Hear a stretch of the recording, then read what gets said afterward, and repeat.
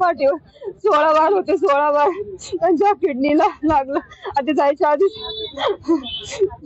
माझ्या डोळ्यासमोर त्यांना मारून टाकलं. त्यांनी अगोदर सगळी प्लॅनिंग केली होती आणि आम्हाला त्यांनी खूप वेळ धमकी दिली होती, 100 वेळ धमकी दिली होती की आम्ही तुम्हाला मारून टाकू, पूर्ण परिवाराला किंवा कोणाला तरी मारून टाकू. त्यांनी खरंच करून दाखवलं.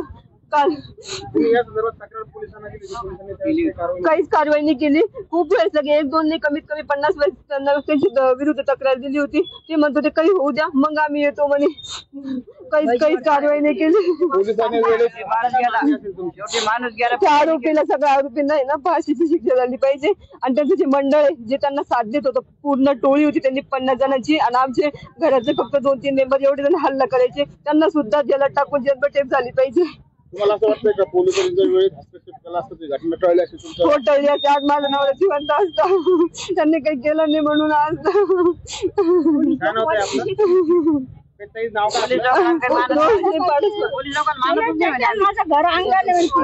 म्हणे माझं कोणीच काही करत नाही म्हणे, मी येत जात राहतो म्हणे आणि माझ्यासाठी फोन वगैरे कॉमन आहे म्हणे मी करून दाखवीन म्हणे. करून दाखवलं काल. धमकी देत होती ती,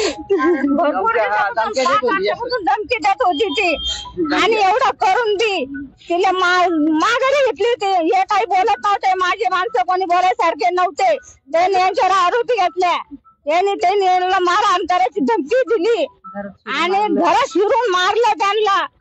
आणि माझ्या भावाच्या डोक्यात रोड टाकला, माझ्या भाऊच्या डोक्यामध्ये रोड टाकला.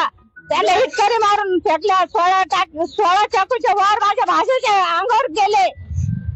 त्यांनी फार घशापासून तोडलेलं आहे, घशाच्या नासा सोट तोडलेलं आहे त्यांनी माझ्या भाषेच्या. प्लॉटवरून वाचवली खूप वर्षापासून.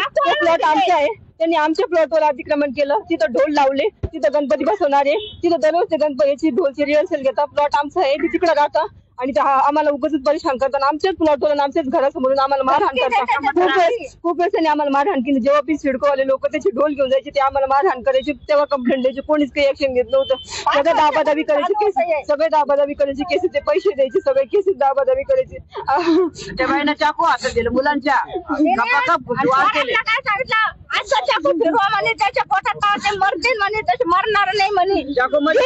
तिला आम्हाला न्याय मिळालाच पाहिजे.